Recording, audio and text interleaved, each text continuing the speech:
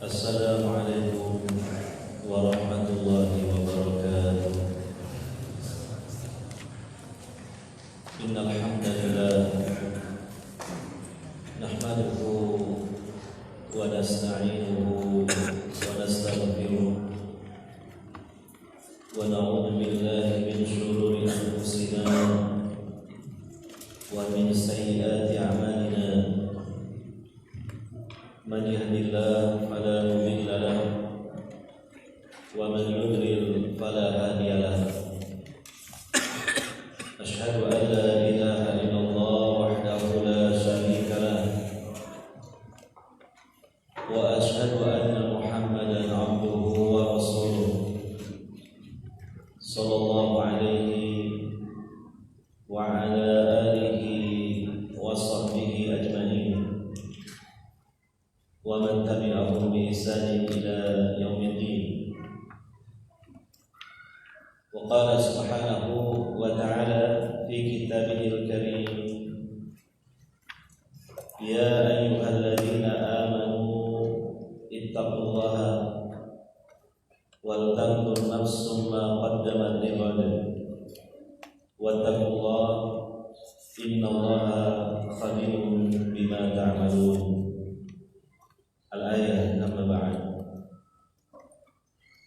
Hadirin wal hadirat, para bapak, para ibu, saudara-saudari sekalian yang semoga senantiasa mendapatkan rahmat dan hidayah dari Allah Subhanahu wa taala. Alhamdulillah, dengan ma'unah dan taufik dari Allah Subhanahu wa taala, kita bisa hadir di tempat yang paling mulia di muka bumi, di salah satu dari rumah-rumah Allah di muka bumi ini. Bahkan sekaligus pada kesempatan kali ini kita hadir di salah satu dari taman-taman surga, karena kita mengikuti pengajian. Kita bersama-sama menyelenggarakan, mempelajari Kitabullah Al-Quran dan Sunnah Rasulullah SAW. Maka di tempat manapun, apalagi di tempat yang mulia ini, kita berkumpul, berhimpun di majlis ilmu din, ilmu syar'i, maka tempat tersebut sementara waktu berubah menjadi taman di antara taman-taman surga.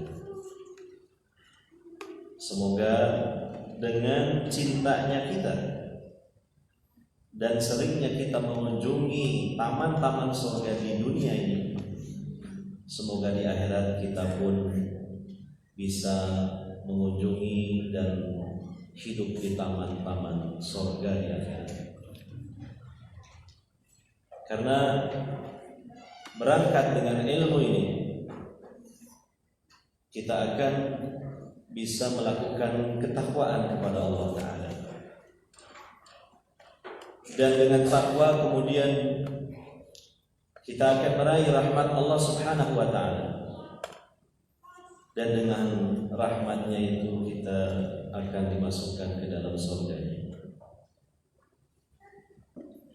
Dan satu hal yang harus selalu kita ingat-ingat baik-baik dan kita camkan dalam hati kita, terutama di saat kita lalai, terutama di saat cinta kepada dunia begitu menggebu-gebu, terutama ketika iman kita sedang mengalami surut. Satu hal yang harus kita ingat, bahwa satu-satunya kesempatan dan tempat, kesempatan yang terbatas untuk bisa meraih surganya Allah hanya dalam hidup di dunia ini saja. kenikmatan, kebahagiaan kita raih di surga. Surganya di sana di akhirat. Tetapi waktu, tempat untuk bisa meraih surga di sana hanya di sini, di dunia ini. Itu yang harus selalu kita ingat. Sehingga ketika kita terlalu menggebu-gebu terhadap dunia, akan sadar kembali bahwa dunia akan berakhir. Ketika iman kita sedang surut, maka akan bangkit kembali untuk kita naikkan iman itu, untuk kita jadikan iman itu pasang kembali.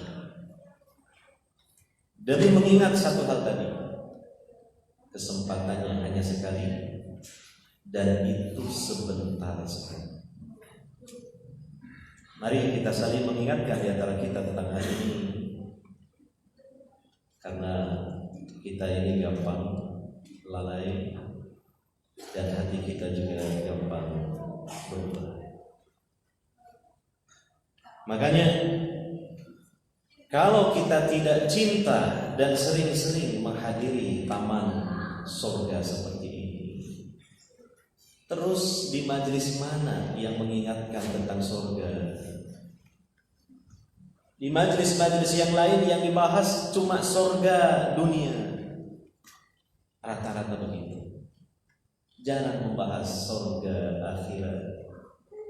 Surga dunia adalah surga yang semu, sedangkan surga akhirat adalah surga yang hakiki, sejati dan abadi. Itulah faedah manfaat kita istiqomah menghadiri taman surga seperti ini, majlis ilmu din seperti ini. Hadirin wal hadirat, saudara-saudari sekalian yang dimuliakan oleh Allah Subhanahu wa taala. Kita kaji kembali kitab Riyadhus Shalihin, bab al-amru bil muhafadzati 'ala sunnah wa adabuha. Perintah untuk memelihara sunnah dan juga adab-adabnya. Hadis yang berikutnya diriwayatkan oleh Al-Bukhari dan Muslim. An Abi Abdillah An-Nu'man ibni Bashir radhiyallahu anhu, qala, beliau mengatakan, sami'tu Rasulullah sallallahu alaihi wasallam yaqul, saya mendengar Rasulullah sallallahu alaihi wasallam bersabda, la tusawwunna sufufakum aw la yakhalifanna Allahu baina wujuhikum. Ini adalah sabda Nabi SAW yang singkat dan padat.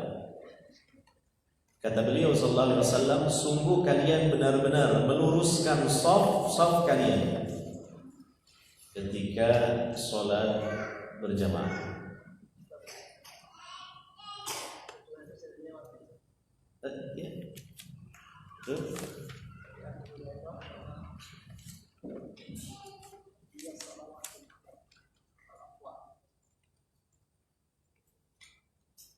Hadisnya bunyinya bagaimana?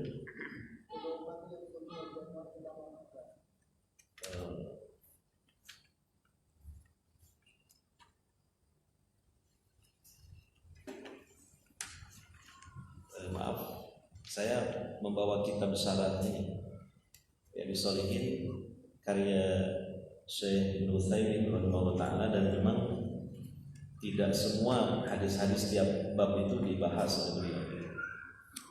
Jadi saya hanya terlek saja mengikuti kitab tersebut. Jadi itu mungkin ada 1-2 hadis yang tidak disampaikan.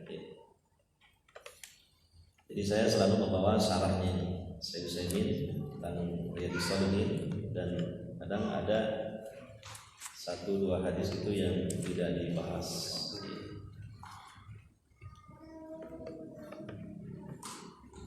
Jadi itu alasannya. Bisa jadi mungkin nanti kita bahas lagi soal. Kita lihat lagi di kitab aslinya yang lebih lengkap. Saya lanjutkan kembali. Sabda Nabi SAW, sungguh kalian benar-benar meluruskan saf-saf kalian dalam sholat, atau sungguh benar-benar Allah akan menjadikan antara wajah-wajah kalian berselisih. Ini hadis yang berisikan perintah untuk meluruskan shaf ketika sholat berjamaah. Sekaligus hadis berikutnya yang hampir mirip dengan hadis barusan, wa fi riwayatin li Muslimin, dan di dalam riwayat lain yang dibawakan oleh Imam Muslim, kana Rasulullah sallallahu alaihi wasallam yusawwi sufufan. Adalah kebiasaan Rasulullah sallallahu alaihi wasallam, beliau meluruskan shaf-shaf kami, hatta ka'annama yusawwi bihal qidah, sehingga seolah-olah beliau meluruskan dalam hal shaf-shaf itu seperti al-qidah. Al-qidah adalah bulu yang menempel di ujung anak panah, yang biasanya diletakkan secara rapi, berderet, berdekatan, dan rapi. Untuk lebih detailnya penjelasannya mungkin bertanya kepada ahli panah mana. Dalam hal ini Al-Akh Pak Bas hadir. Oh itu, kaget saya. Soalnya mencurang, saya kaget. Gimana? Bulu-bulu anak panah itu ya, rapi, berderet, lurus kan gitu. Semacam itu. Itulah gambaran bagaimana Nabi SAW biasa meluruskan, merapikan shaf-shaf para sahabat ketika sholat berjamaah atau sebelum dimulainya sholat berjamaah. Hatta idza ra'a anna qad aqalna anhu, sehingga apabila beliau melihat bahwa kami telah memahami hal itu dari beliau, thumma kharaja yauman, kemudian beliau keluar pada suatu hari, faqama hatta kada an yukabbir, maka beliau berdiri untuk sholat sehingga hampir-hampir beliau akan takbir, maksudnya takbiratul ihram, untuk memulai sholat. Fara'a rajulan badiyan sadruhu, maka beliau melihat seorang laki-laki atau salah seorang di antara para sahabat yang menonjol dadanya. Dan salah satu keistimewaan Nabi SAW itu kan beliau sekalipun membelakangi orang, beliau bisa melihat orang di belakang itu kan. Nah, kalau kita bisa tapi pakai kaca spion gitu. Iya kan? Begitu. Atau mungkin sholat di depannya itu ada cermin lebar, nah itu baru bisa melihat, barangkali di belakang ada yang ngarenyohan gitu lah, bisa tahu. Tapi kalau Rasulullah SAW kan bisa melihat begitu. Faqala, maka beliau bersabda, ibadallahi, wahai hamba-hamba Allah, la tusawwunna sufufakum aw yukhalifanna Allahu baina wujuhikum. Nah, jadi mirip dengan lafaz di hadis yang tadi. Sungguh benar-benar kalian meluruskan shaf-shaf kalian, atau Allah benar-benar akan menjadikan wajah-wajah kalian berselisih. Nah, ini tentu dibawakan oleh Imam Nawawi rahimahullah ta'ala dalam bab menjaga sunnah dan adabnya, ini adalah bagian dari sunnah atau bagian dari petunjuk Rasulullah SAW yang sifatnya wajib. Kenapa wajib? Karena ada ancaman. Kalau itu sekedar sunnah atau mustahab, bagaimana mungkin ada ancaman yang keras seperti ini? Ya, artinya jika kalian tidak meluruskan shalah, maka akan dijadikan oleh Allah wajah kalian berselisih. Ini termasuk kalimat yang masih muskil, mungkin ya, agak sulit dipahami tentang wajah kalian akan berselisih. Maka dalam hal ini ada dua penafsiran dari para ulama tentang maksud Allah akan menjadikan wajah kalian berselisih. Penjelasan dari golongan ulama yang pertama, maksud dari wajah kalian akan dijadikan berselisih adalah secara hissiyah, secara fisik. Maksudnya bisa saja Allah menghukum orang-orang yang sholat berjamaah tapi tidak meluruskan sholat, dihukum dengan hukuman wajahnya akan dibalik. Yang tadinya wajah itu lurus dengan dada bisa diputer ke belakang, wajahnya lurus dengan pundak, jadi dipelintir gitu. Itu bisa seperti itu. Ini pengertian yang pertama, artinya dijelaskan oleh sebagian dari para ulama, dipahami secara hissiyah, secara fisik. Dan tentu Allah Maha Kuasa untuk melakukan kehendaknya. Ya, sebagaimana dalam sejarah tentang sebagian dari orang-orang Yahudi atau orang-orang Bani Israel yang mereka melakukan ya, pelanggaran di hari Sabat atau di hari Sabtu, Allah kutuk mereka dijadikan monyet, ya, dijadikan kera. Dan di dalam keterangan hadis Nabi SAW, Allah kutuk ada yang dijadikan sebagai kera, ada yang dijadikan menjadi babi. Kalangan tua, orang-orang yang sudah tua dijadikan babi, dan yang masih muda dijadikan monyet. Dan memang menjadi babi dan kera sungguhan. Allah mengutuk seperti itu. Sehingga penjelasan sebagian ulama bahwa maksud Allah akan menjadikan wajah kalian berselisih itu adalah secara fisik, secara hissiyah. Karena tidak meluruskan shalah. Ini adalah aturan Allah Subhanahu wa taala yang disampaikan lewat Rasulnya Muhammad SAW. Maka hendaknya orang beriman sami'na wa ata'na. Mereka mendengar dan mentaati harusnya. Dikhawatirkan kalau Allah kemudian menghukum mereka, dijadikan wajahnya berbalik ke arah belakang. Artinya cuma kepalanya saja, badannya tetap. Sehingga apa akhirnya? Wajahnya lurus dengan pundak dan dengan punggungnya. Naudzubillah min dzalik. Diputar seperti itu. Ini pengertian yang pertama dari sebagian ulama. Sementara sebagian yang lain menjelaskan bahwa yang dimaksud dengan Allah akan menjadikan wajah mereka berselisih itu artinya secara maknawiyah, bukan secara fisik.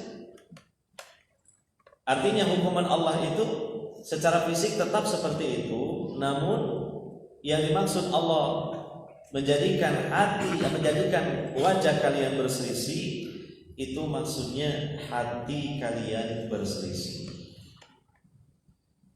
Karena memang ada di dalam riwayat yang lain dengan lafaz yang berbeda, di mana Nabi SAW mengatakan, "Au la yukhalifannallahu baina qulubikum." Kalau kalian tidak mau meluruskan shaf, maka sungguh Allah akan menjadikan perselisihan di antara hati kalian, menjadi sebab-sebab kerenggangan di antara kaum mukminin. Ya. Bisa mencerai-beraikan persatuan kaum mukminin. Dan saya kira ini juga pendapat atau penjelasan yang kuat, karena dijelaskan atau dikaitkan dengan lafaz yang lain, di mana dalam lafaz yang lain Nabi mengatakan la yukhalifannallahu baina qulubikum. Jadi yang dimaksud dengan wajah di sini dijelaskan dalam hadis yang lain, di antara hati kalian. Hatinya dijadikan berselisih, hatinya sulit untuk menyatu. Oleh karenanya kita harus mewaspadai berbagai sebab yang menjadikan kita sebagai orang-orang beriman ini berpecah belah.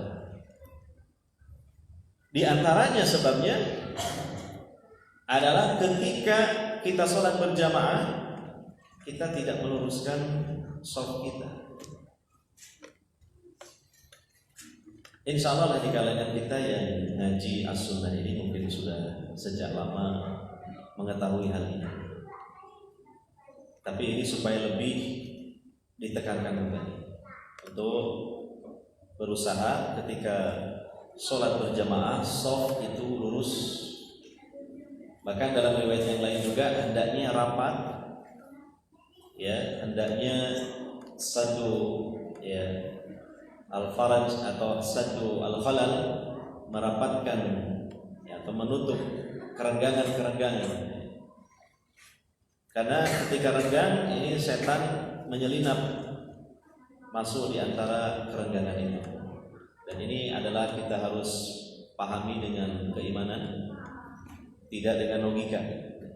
Karena ada sebagian, ya, di antara tokoh kaum muslimin itu kemudian memahaminya secara konyol, bahwa buat apa merapatkan shaf, ya, menutup celah-celah supaya tidak dimasuki setan. Bukankah setan bisa masuk dari atas, gitu? Setan bisa mengganggu dari belakang, setan bisa mengganggu dari depan, gitu. Malah sampai kemudian ada seloroh yang lebih konyol lagi, justru seharusnya renggang supaya setan nanti bisa ikut sholat, gitu. Naudzubillah min dzalik. Ini pemahaman mengikuti manhaj setan kalau begitu. Kan aneh itu kan, sepintas lalu aja konyol sekali gitu. Jadi biarkan saja, justru harus direnggangkan supaya setan bisa sama-sama sholat dengan kita gitu. Tujuannya mau mengganggu kok, sama-sama sholat.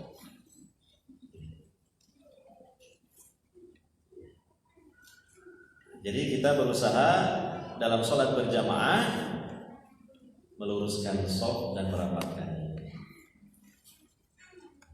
Gambarannya adalah seperti yang disebutkan oleh sebagian sahabat, bagaimana para sahabat itu meluruskan dan merapatkan shaf, yaitu al-mankib bil mankib. Jadi pundaknya menempel dengan pundak yang lainnya, satu sama lain menempel. Itu bagian atas. Yang bagian bawahnya adalah al-ka'ab, yaitu mata kaki saling menempel. Atau juga apa namanya, paling tidak tumit, ya, tumit saling menempel.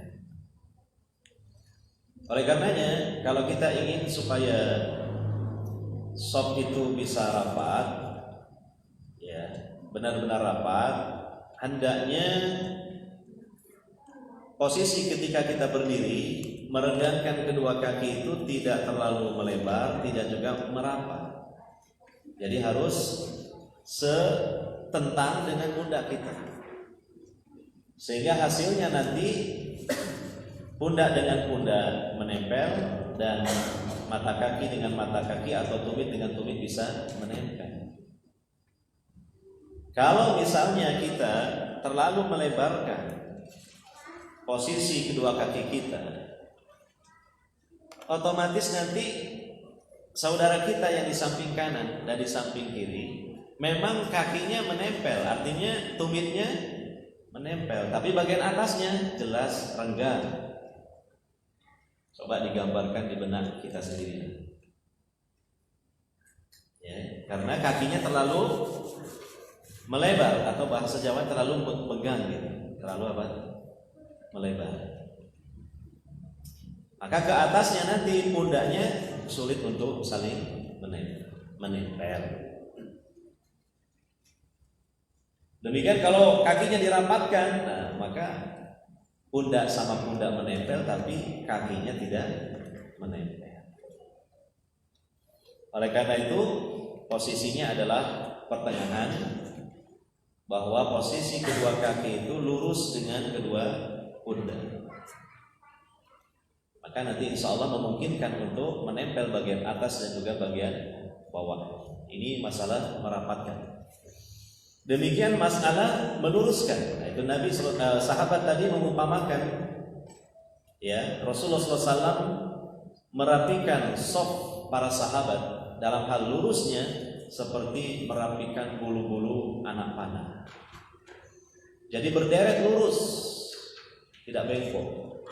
Makanya di dalam riwayat yang kedua, ketika Nabi SAW hampir takbiratul ihram, maka kemudian beliau menghentikan dulu karena melihat ada salah satu sahabat yang dadanya maju ke depan. Berarti kan itu dia tidak lurus dengan teman-temannya, karena tidak mungkin dia menonjolkan dadanya itu, membusungkan dadanya melengkung begini buat apa? Tidak mungkin. Berarti apa pemahamannya? Kakinya, posisi kakinya itu tidak lurus dengan kaki teman-temannya. Nah, yang menjadi ukuran supaya lurus dalam shaf itu hendaknya posisi kaki lurusnya itu adalah mata kakinya menempel, atau tumitnya. Tumitnya itu yang diluruskan. Ya, adapun ujungnya ya terserah, karena ukuran orang mungkin berbeda-beda ukuran kakinya kan gitu. Jadi yang jadi ukuran bukan ujung-ujung jari jemarinya, nanti tidak menghasilkan lurus. Karena badan itu lurusnya kan dengan apa? Dengan tumit apa dengan ujung kaki atau jari-jari? Pada ngelirik kaki saya. Kan antum juga punya kaki sendiri, lihat sendiri. Badan itu lah lurusnya dengan mana? Ujung jari kaki atau dengan tumit? Dengan tumit. Maka yang diluruskan itu tumitnya aja. Ibaratnya kalau shaf itu ada garis gitu. Nah, yang di atas garis itu, yang lurus dengan garis itu adalah tumit-tumitnya. Biarlah nanti tidak beres kalau jari jemari kaki, karena ukuran kaki itu panjangnya berbeda.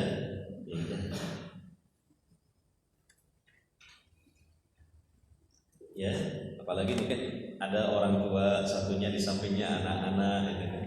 Anak-anak, ya kan? Karena penataan shaf dalam sholat berjamaah itu tidak ada aturan bahwa anak-anak di belakang gitu. Kalau dia datangnya duluan, ya biarlah di depan. Jangan kemudian diusir. Ini nggak boleh, shaf pertama ini untuk yang 17 tahun ke atas. Dalilnya dari mana? Nanti ada pembahasannya di kitab Riyadhus Shalihin di jilid yang kedua,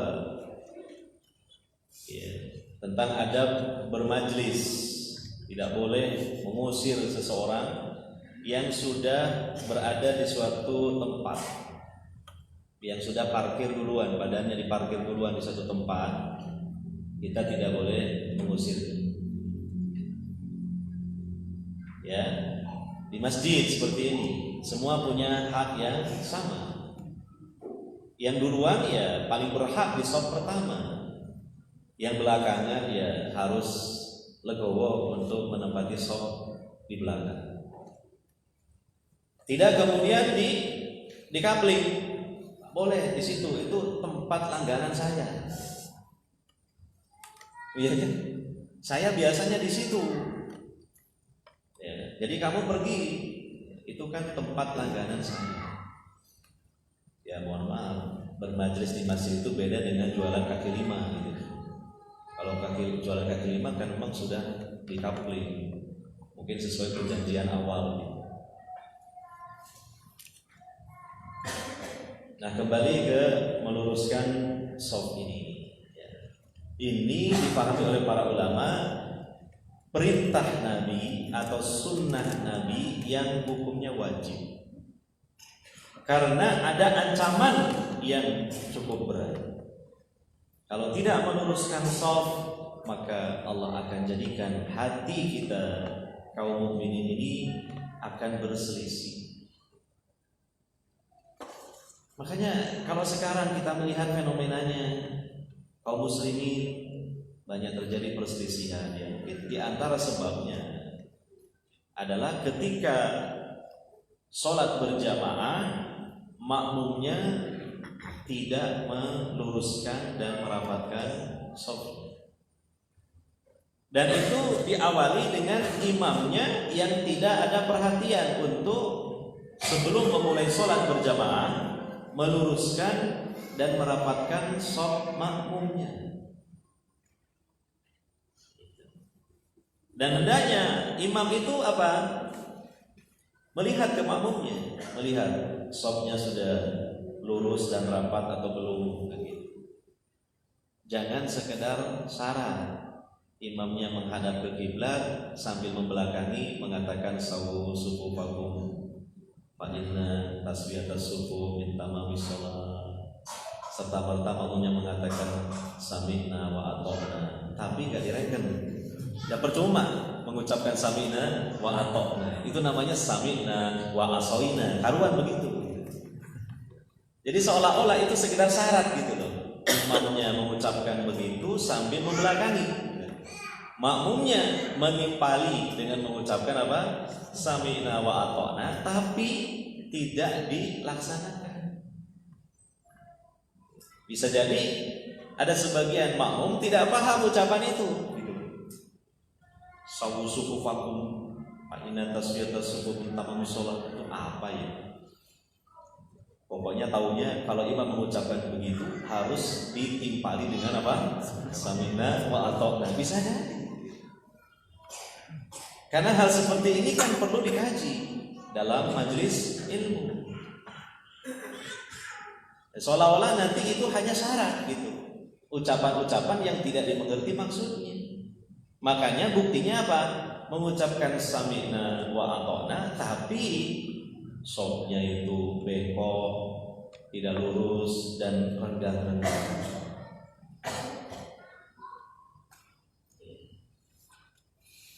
Nah, ada sebagian di antara kaum muslimin memiliki pemahaman yang lain dalam memahami, meluruskan dan merapatkan shaf. Mereka memahaminya adalah itu secara maknawiyah. Padahal kan kita tadi sudah bahas yang secara maknawiyah itu diantaranya apa? Kalimat dari la yukhalifanallahu baina wujuhikum gitu.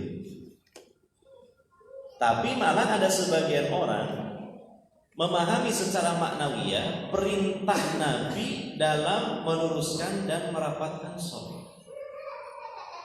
Mereka memahaminya bukan secara hissiyah tapi secara apa?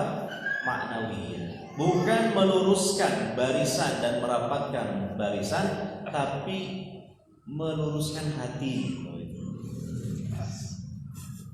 Jadi artinya walaupun shaf itu tidak lurus, walaupun juga banyak kerenggangan, ya, Tidak apa-apa, yang penting hatinya kita sesama kaum muslimin ini rukun. Coba. Ada yang mengatakan seperti itu. Malahan lebih konyol lagi kalau nanti meluruskan merapatkan shaf itu malah mengganggu saudaranya. Karena tidak memberikan keleluasaan. Saya juga pernah kok merapatkan kaki dengan makmum sebelah, malah kaki saya diinjak dengan keras. Untung aja saya belum kena asam urat gitu. Kalau kena asam urat saya mungkin ngoceak gitu, teriak gitu. Iya. Dia nggak ridho gitu dirapatkan kaki. Jadi ini ada beberapa pemahaman yang berseliweran dan berseberangan dengan maksud yang sesungguhnya. Jadi meluruskan shaf ini dan merapatkannya bukan secara fisik, tapi hatinya. Nah, ini kan bisa kita bantah ya pemahaman seperti ini. Bantahan pertama adalah kita lihat hadis-hadis yang di dalamnya Nabi memerintahkan para sahabat sebagai makmum dalam sholat berjamaah tentang meluruskan shaf itu secara hissiyah, secara fisik. Buktinya apa? Buktinya sebagaimana yang tertera dalam kitab Riyadhus Shalihin ini, dalam riwayat yang kedua, sebelum Nabi mau takbir, Nabi melihat ada satu sahabat yang menonjol dadanya, artinya dia tidak lurus dalam shafnya. Maka Nabi menegurnya. Berarti kan jelas itu maknawiyah apa hissiyah? Hissiyah, secara apa? Fisik ya, gitu jelas. Itu bantahan yang pertama. Bantahan yang kedua, kalaulah yang dimaksud meluruskan shaf dan merapatkan shaf itu harus hati kaum mukminin ini rukun, tidak bertengkar, tidak bermusuhan, tentu tidak relevan dengan sholat gitu. Artinya apa? Perintah tersebut tentu berlaku di luar sholat. Artinya kapan saja. Ya, ketika mungkin ketemu, ketika dalam pengajian, ketika dalam ceramah, gitu kan. Tentu perintah itu cocoknya secara bebas, bukan dalam konteks apa? Sholat. Ya. Di mana saja, mungkin ketika ceramah, mungkin ketika berkumpul, mungkin ketika bermajlis, mungkin para sahabat kan sering membuat halaqah di mana Rasulullah berada di tengah mereka. Itu cocoknya di situ, bukan mau sholat. Justru kalau mau sholat, kalau berkaitan dengan hati, cocoknya apa? Perintah supaya hatinya khusyuk, itu baru cocok. Iya kan? Khusyuk itu. Jadi jelas maksudnya bukan di situ. Maksudnya secara hissiyah, secara apa? Fisik. Karena memang ya bisa kita rasakan lah, kalau kita sholat berjamaah kemudian berdekatan dan lurus, kita juga hati ini terpengaruh, merasa ada kebersamaan, merasa ada kekompakan, merasa satu hati satu sama lain di antara kita. Dan dengan kehendak Allah tentunya itu menjadi sebab Allah akan lebih mempersatukan hati kaum mukminin.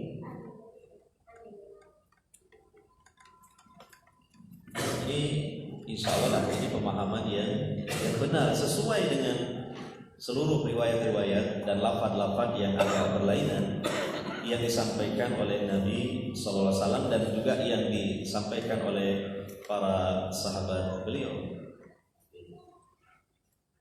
Nah, oleh karena itu alhamdulillah ya sejak dulu lah kita memahami hal ini memang sesuai dengan maksudnya, bahwa meluruskan, merapatkan shaf itu secara fisik, secara hissiyah, bukan secara maknawi. Nanti hasilnya akan terjadi persatuan, kesatuan secara maknawiyah. Dijadikan hati kita ini menyatu, sehati, dan dijauhkan dari pertikaian serta bahkan permusuhan. Salah satu sebab saja, tentu masih ada sebab-sebab yang lainnya juga. satu sebab. Hadirin dan hadirat yang dimuliakan oleh Allah Subhanahu wa taala. Mungkin ini saja penyampaian materi pada kesempatan malam hari ini. Mengkaji kitab Riyadhus Shalihin bab Al-Muhafadzah 'ala Sunnah wa Adabiha. Dua riwayat atau dua redaksi hadis tentang perintah Nabi SAW untuk meluruskan dan merapatkan shaf dalam sholat berjamaah. Dan ketika misalnya sholat berjamaah itu terdiri dari dua orang, satu sebagai imam, satu sebagai makmum, yang benar adalah imam dengan makmumnya sederet, sejajar persis dan juga merapatkan shaf. Ya, tidak boleh ada makmum ya sendirian, kecuali kalau makmum itu beda jenis kelamin. Misalnya satu imam laki-laki, di belakangnya mungkin makmumnya perempuan. Tetapi kalau sama-sama ya lelakinya atau perempuannya antara imam dengan makmum itu adalah sederet atau sejajar. Tidak kemudian makmumnya agak mundur sedikit, itu tidak seperti ini. Karena kembali kepada perintah secara umum meluruskan, merapatkan shaf ya. Dan shaf itu minimal ya dua orang, ya minimal dua orang. Tentunya di situ terdiri dari satu sebagai imam, satunya sebagai makmum. Demikian. Ya, mudah-mudahan bermanfaat dan kita akhiri sampai di sini saja. Dan kita dengarkan dulu dikumandangkannya adzan di masjid ini. Mungkin nanti ada beberapa menit barangkali ada yang mau bertanya, dipersilakan.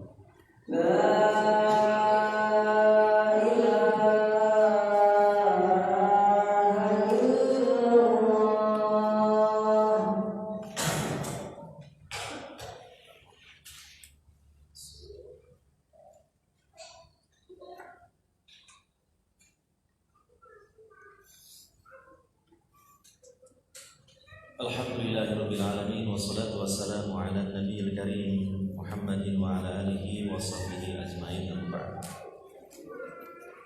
pertanyaan? Soft artinya? Oh ya, soft ya, itu soft itu bahasa Arab ya, artinya barisan. Barisan. Lihat dalam Al-Quran surah As-Saff, apa artinya terjemahannya? Kurang terjemahan. Nah, oh nggak ada. Soft barisan. Jamaknya sufuf. Soft.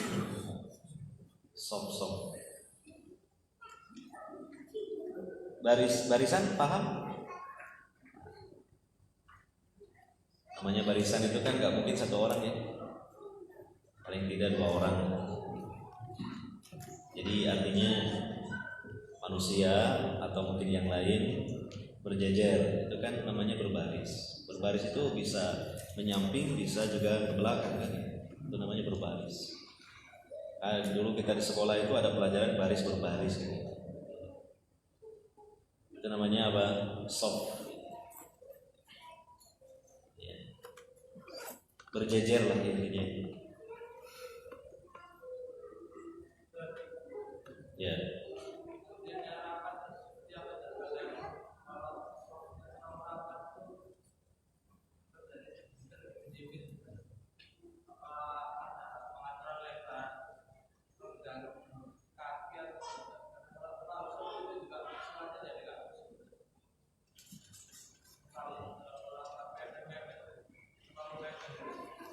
Bukan terlalu mepet, terlalu berdesakan gitu. Ya. Ya menempelnya tuh jangan saling menekan lah, ya menempel. Kan itu tadi posisi kita ketika berdiri supaya soft itu rapat, maka kaki kita itu lurus ke arah atas atau artinya secara vertikal dengan ujung pundak kita, dengan pundak.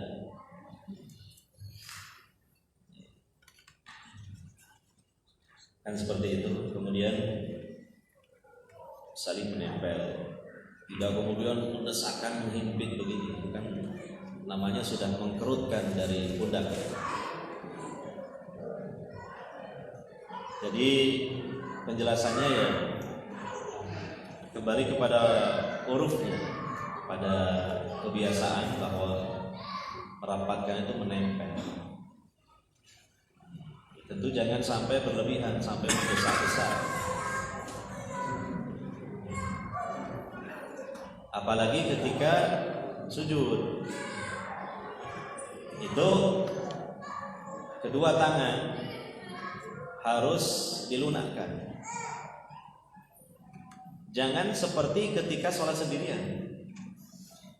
Memang ada sunnah, ada petunjuk Nabi SAW.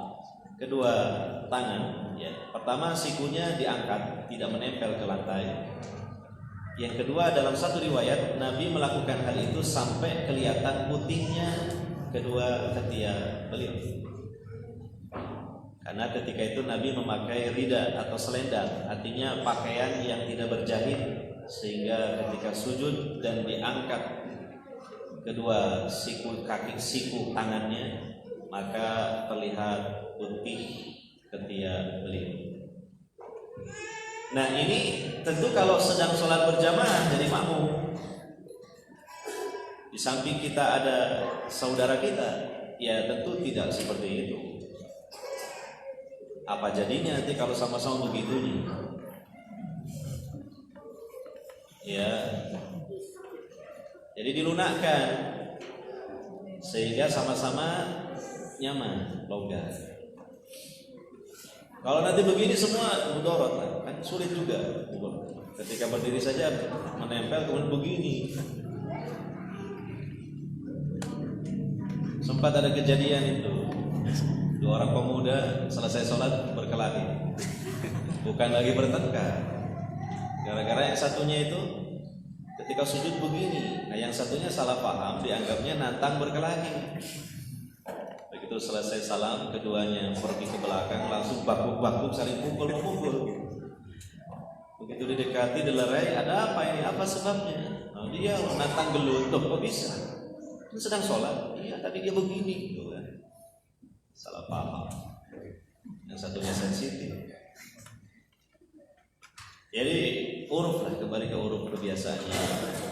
Tentu tidak berlebihan. Jadi pertengahan kan, antara jangan renggang dan juga jangan berhimpitan sehingga menyesakkan kita. Semacamnya. Allah. Iya. Ya kan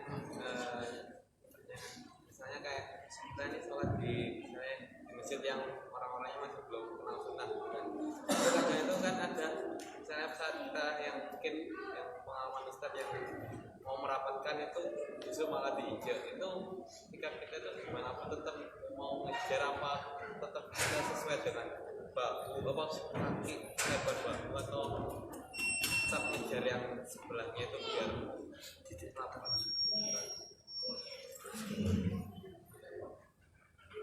Jangan mengejar, nanti diinjak lagi. Bisa jadi injakan yang kedua lebih keras lagi. Karena kita sudah paham, dia ini tidak paham, bahkan malah kelihatannya emosi.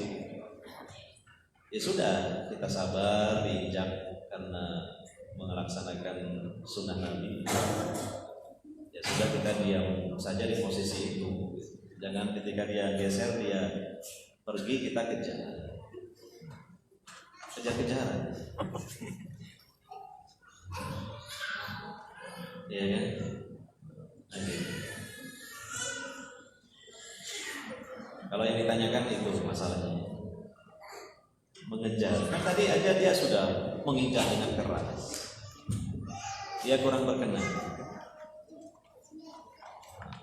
Kemudian kita kejar lagi,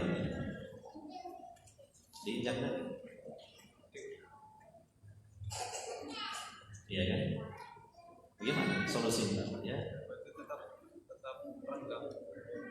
Ya kita kan sudah berusaha berikhtiar, bukan salah kita.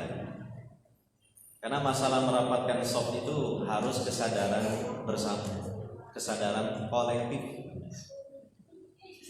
Memang ilmu sholat berjamaah itu seyogyanya dipahami oleh semua jamaah. Karena sholat berjamaah itu adalah sistem. Tidak bisa hanya sebagian saja yang melaksanakan, sebagiannya tidak. Seperti misalnya ketika sholat berjamaah ada makmum batal, kan boleh lewat di depan shaf itu kan boleh. Nah, kalau orang tidak paham dianggapnya wah ini melewati orang di depan sholat.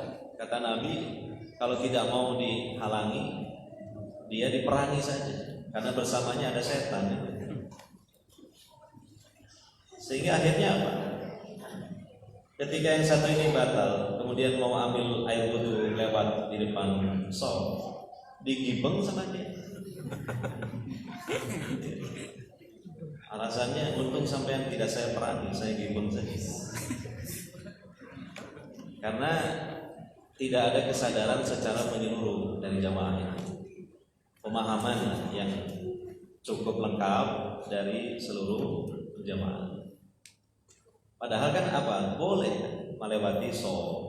Yang tidak boleh itu melewati di depan imam, di depan imamnya yang menghadap sutro.